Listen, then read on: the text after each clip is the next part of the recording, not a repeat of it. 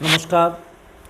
देखिए, हमने अभी आपकी कक्षा 11 में सदिशों के बारे में बताया था। सदिश क्या होते हैं, अदिश क्या होते हैं और उनके सदिशों को हम कैसे प्रदर्शित करते हैं, जिसमें एक ग्राफी विधि बताई थी और दूसरी विधि हमने आपको बताई थी लिखित रूप में।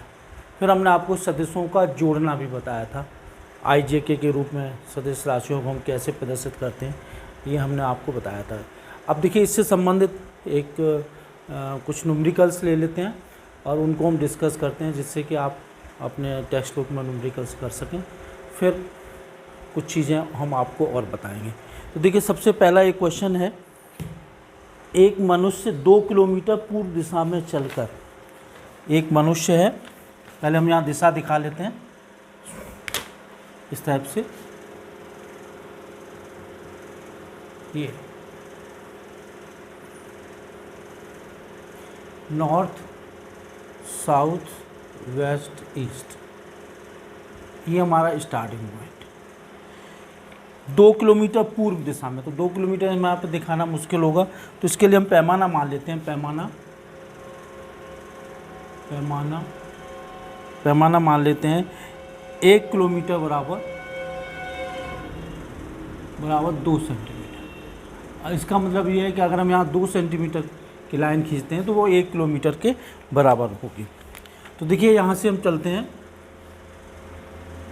कितना, 2 किलोमीटर किधर की तरफ, पूर्व दिशा में चलकर। ये पूर्व दिशा में 2 किलोमीटर चल रहे हैं, 2 किलोमीटर। फिर उसके बाद पूर्व से उत्तरी की ओर 45 किलोमीटर की ओर मुड़ जाते हैं और यहाँ से 4 किलोमीटर चलते हैं। ये 4 किलोमीटर, ये 45 अंश के कोण पर मुड़ गया।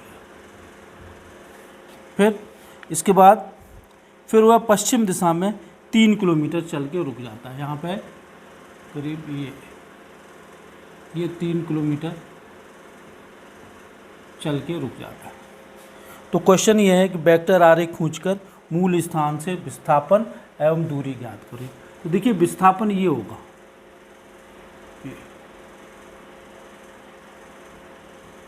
ये विस्थापन होगा, यही हमारा परिणामी होगा। 2 किलोमीटर, 4 किलोमीटर, 3 किलोमीटर और इस तरह से ये हमने ज्ञात कर लिया।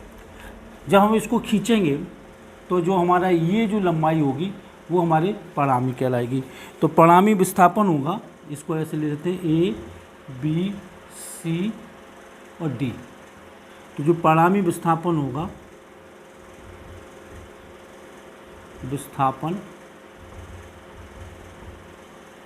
वो होगा AD की लंबाई। जब हम पैमाने से नापेंगे तो ये लंबाई करीब करीब 6.8 सेंटीमीटर के करीब आएगी। तो ये देखेंगे हम 6.8 सेंटीमीटर बराबर।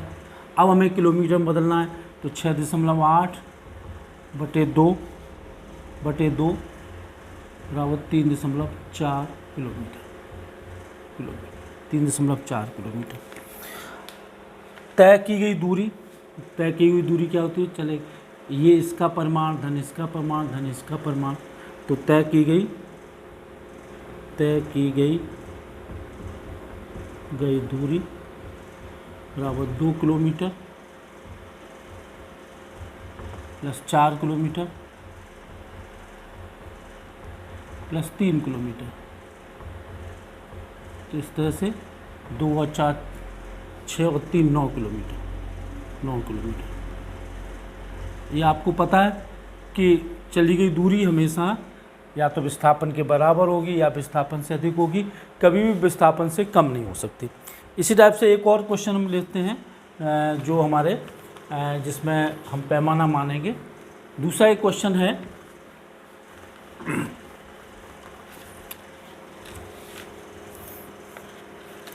एक पिंड है जो 10 मीटर के वेग से पूर्व दिशा में गतिमान है। पूर्व वही हम दिशा मान लेते हैं इस तरह से,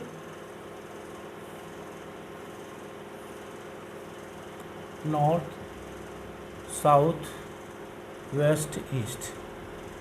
एक पिंड है ये, इसमें बेग दिया हुआ, तो मान लेते हैं 1 सेंटीमीटर बराबर 1 सेंटीमीटर बराबर 2 मीटर प्रति सेकंड।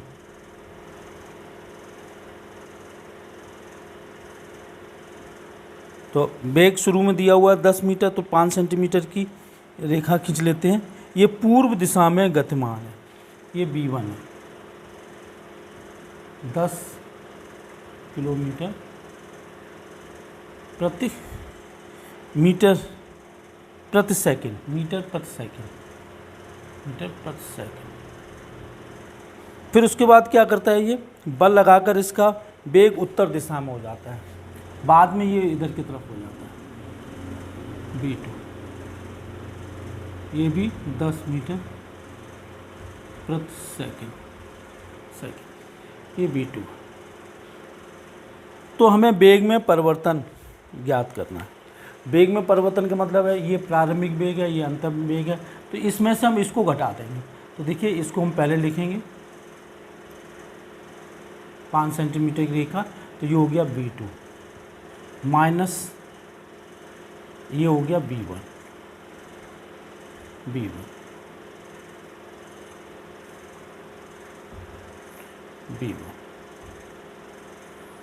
अब क्या करेंगे, वही इसको इस तरह से लेंगे v2 प्लस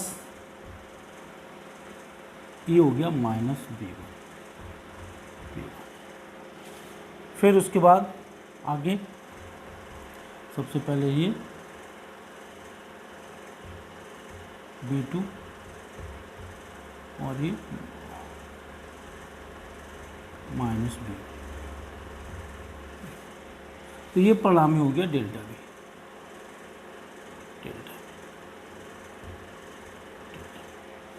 तो डेल्टा v का परिमाण कितना होगा,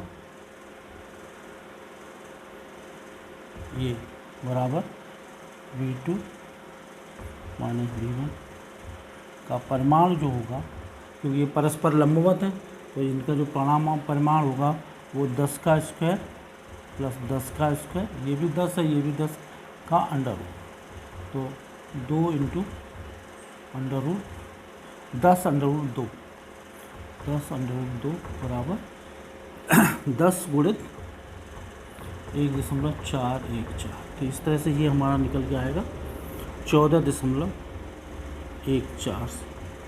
मीटर प्रति सेकंड। और अगर हम इसकी लंबाई नापें तो ये लगभग आएगी 7 के करीब।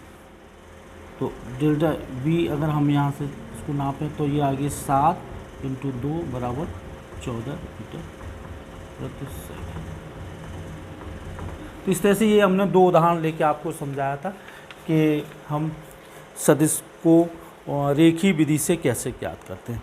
अब आप देखिए हमने सदिशों का वेग बताया था, लेकिन सदिशों के योग को हम गणितीय रूप से भी निकालते हैं। वो कैसे निकालते हैं वो देखिए आप। गणितीय रूप से सदिशों का योग,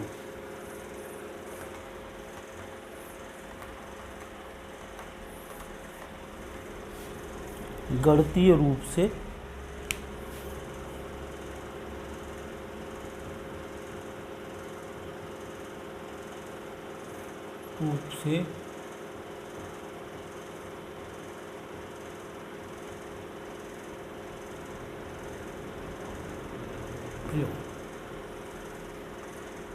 addition of vector mathematically.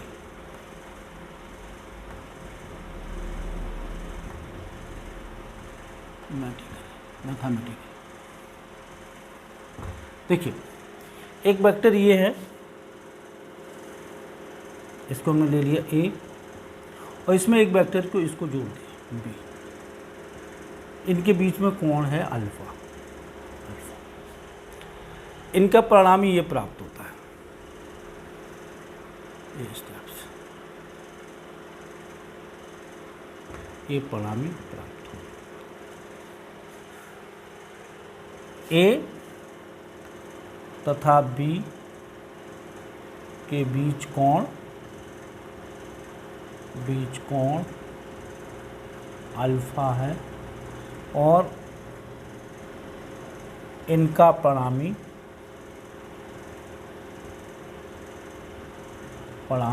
Are है जो ए से थीटा कोण बना रहा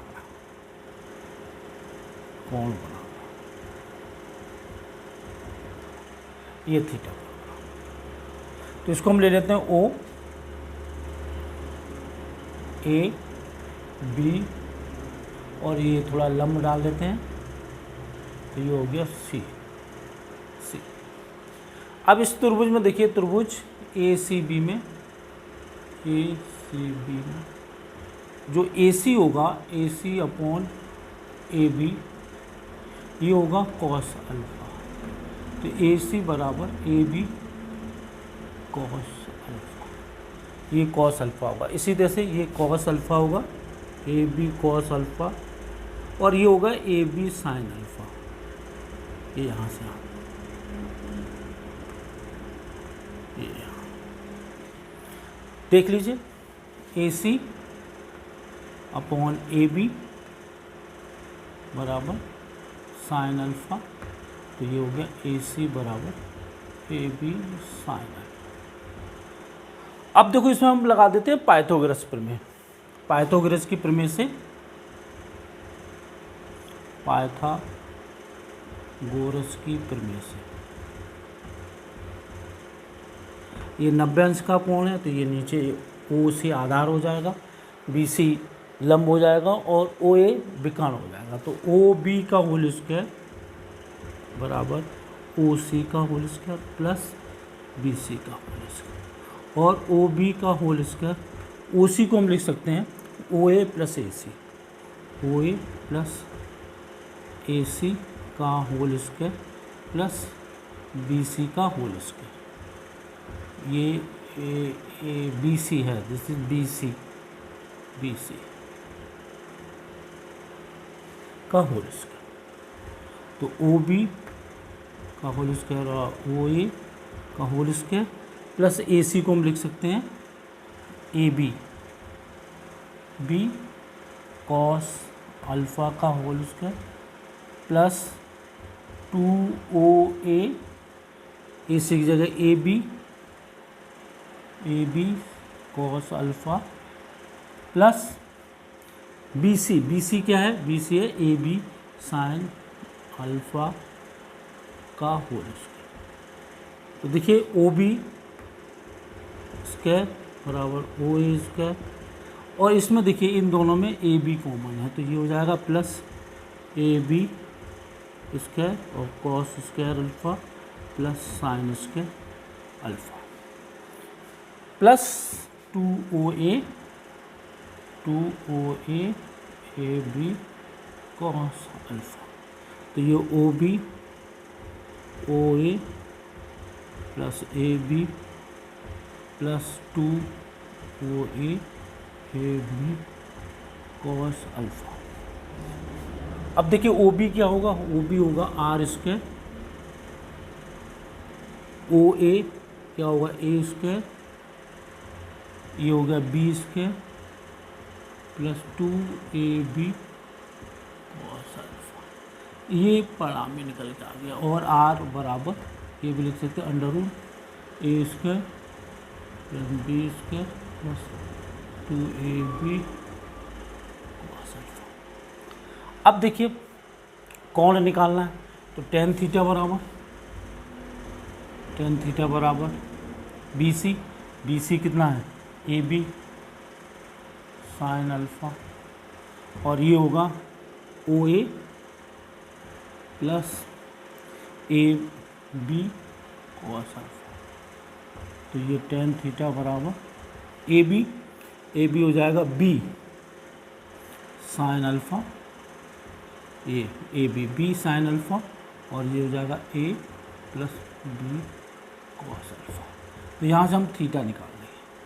तो इस तरह से हमें ये रिजल्ट पता होना चाहिए। अब इसके विशेष स्थिति, इस सूत्र की विशेष स्थितियाँ क्या हैं।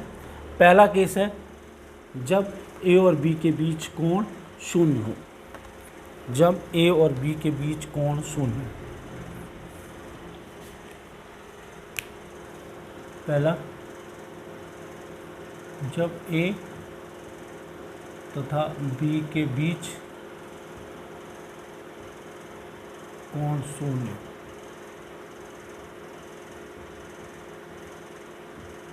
ए और बी के बीच कोण शून्य, तो क्या होगा, मतलब ये ए रहा, ये बी रहा,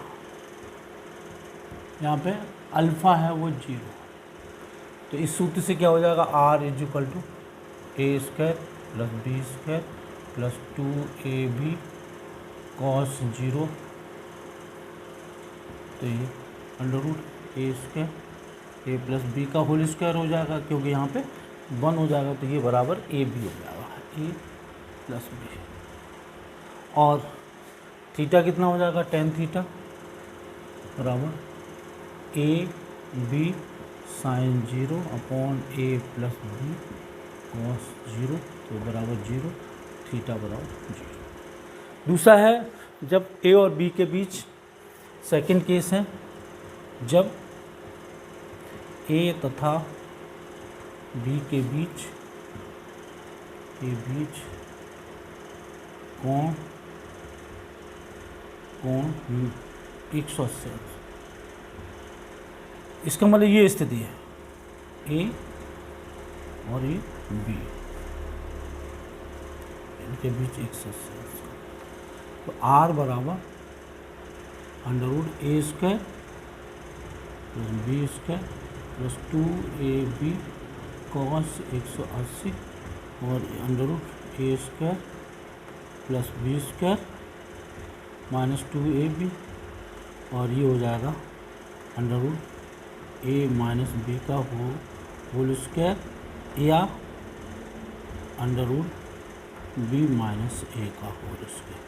तो ये तो आ जाएगा ए माइनस बी, तब जब ए बड़ा हो, और ये आ जाएगा बी माइनस ए तब ए छोटा हो। इस स्थिति में जब हम ज्ञात करेंगे, इस स्थिति में हमारा थीटा आएगा इस स्थिति में 0, और इस स्थिति में थीटा 180। इसी तरह से एक केस और है जब ये एक दूसरे के परस्पर लंबवत हो। जब लंबवत होंगे तो क्या स्थिति बनेगी,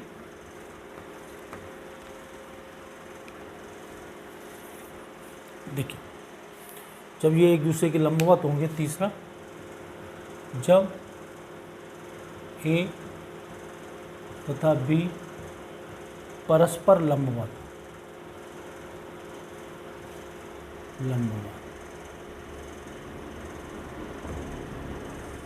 इस तरह के ए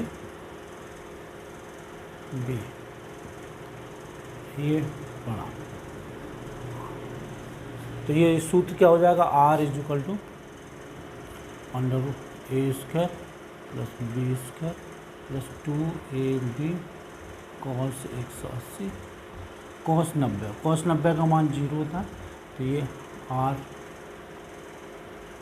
ए स्क्वायर प्लस बी स्क्वायर और R is equal to under root A plus B square. कौन tan थीटा कितना हो जाएगा, tan थीटा, ये tan थीटा बराबर B sine 90 upon A plus B cos 90, ये हो गया बी अपॉन ए, क्योंकि साइन 90 का मान 1 होता है, sine 90 is equal to 0, 90 is equal to A और कॉस 90 इज इक्वल टू 0। तो इस तरह से theta is equal to tan inverse B upon A का मान निकल के आता है। अब इस पर एक न्यूमेरिकल हम आपको ले रहे हैं, जिसको थोड़ा आप ध्यान से समझ लें। न्यूमेरिकल ये कहता है कि दो बल हैं 3p और 2p, इनका परिणामी r है।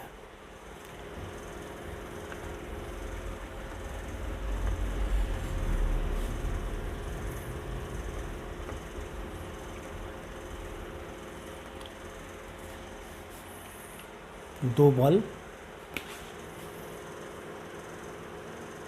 एक 3p है और एक है 2p।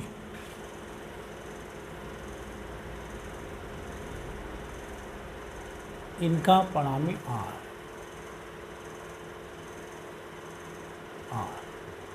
ये कुछ कोण पे कार्य कर।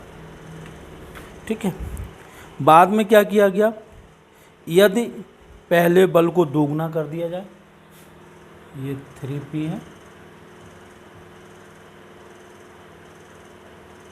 और पहले बल को दोगुना कर दिया जाए, इसका मतलब ये 6p कर दिया जाए और कर दिया जाए तो, और ये 2p ही रहेगा, ये 2p ही रहेगा, 2p ही रहेगा। तो जो हमारा परिणामी है वो भी 2 गुना हो जाता है, ये जो है वो 2r हो जाता है, 2r। कोण वही रहता है, कोण वही रहता है। तो कोण का मान ज्ञात करना है। तो देखिए कैसे ज्ञात करेंगे। इस स्थिति में क्या होगा, r बराबर r का होल स्क्वायर बराबर 3p का होल स्क्वायर प्लस 2p का whole square plus 2 into 3p into 2p cos theta. तो ये हो जाएगा r square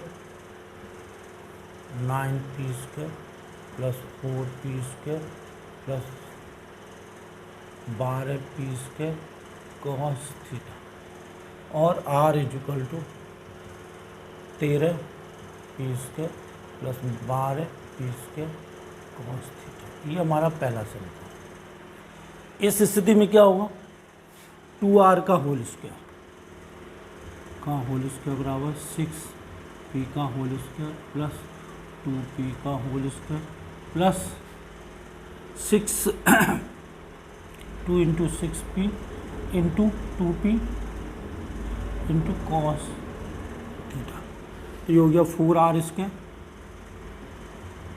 36p square plus 4p square plus 2 छंग 12 दूनी 24p square p square cos theta और 4r स्क्वायर बराबर ये 40 हो जाएंगे, 40p square plus 24p square cos theta.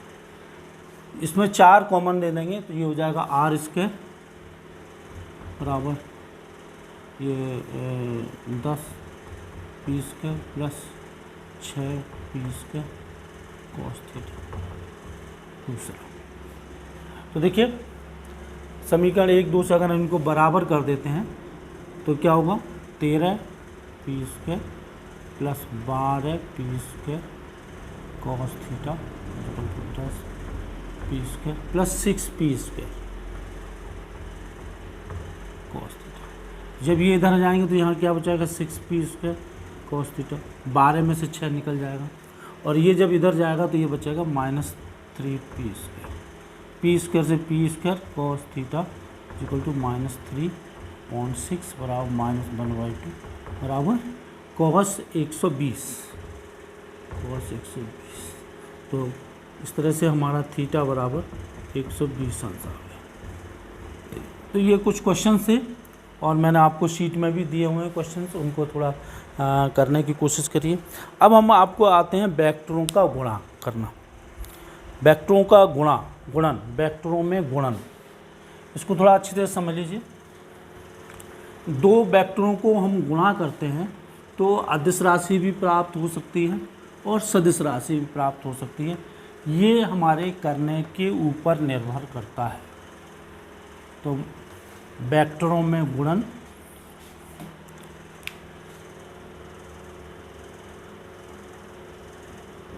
वेक्टरों में गुणन, मल्टीप्लिकेशन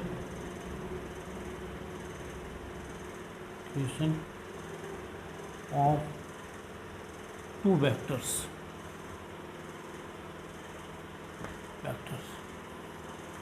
2 वेक्टर्स। देखिए वेक्टरों में गुणन 2 प्रकार का होता है। एक तो होता है अदिश गुणन, गुणन, इसको डॉट गुणन भी बोलते हैं, डॉट गुणन। दूसरा होता है सदिश गुणन या क्रॉस गुणन, क्रॉस गुणन। अब सबसे पहले आज हम बताते हैं अदिश गुणन, अदिश गुणन या डॉट गुणन, डॉट गुणन, इसको बोलते हैं स्केलर प्रोडक्ट और डॉट प्रोडक्ट।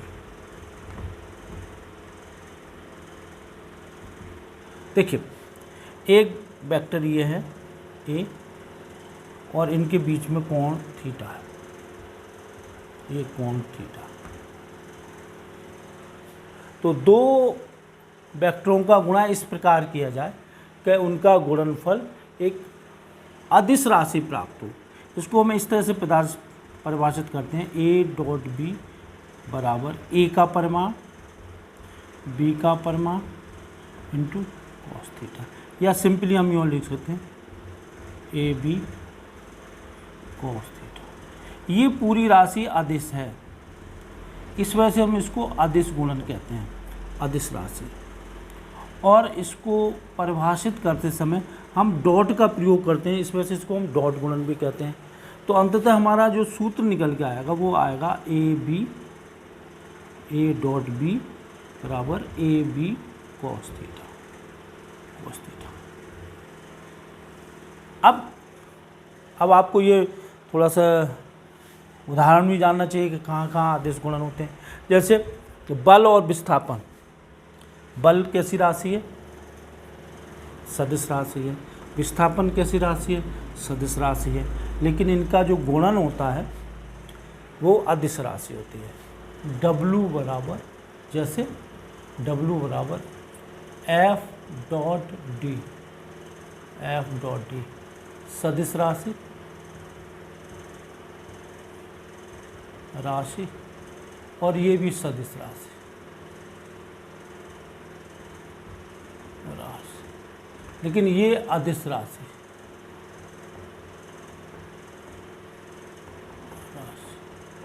राशि। इस तरह से इसको लिखेंगे तो W इक्वल टू एफ का परिमाण इंटू डी का परिमाण इंटू कोस थीटा। इसी तरह से बल और वेग कैसी राशियाँ होती हैं, सदिश राशियाँ होती हैं, लेकिन इनका जो अदिश गुणन शक्ति है वो P बराबर F dot B, dot B. ये सदिश राशि, सदिश राशि, ये सदिश राशि, राशि, लेकिन ये अदिश राशि, अदिश राशि, अदिश राशि। ठीक है, तो इसको भी हम ऐसे लिख सकते हैं P बराबर F बी कोस थीटा, इस तरह से लिखा जा सकता है। ठीक है, तो अब हम आपको इनकी विशेष स्थितियाँ बताना चाह रहे हैं। विशेष स्थितियों में ये बताएंगे कि जब थीटा 0 हो तब क्या होगा, जब थीटा 90 अंश हो तब क्या होगा। तो देखिए, पहली स्थिति है विशेष स्थिति, विशेष स्थिति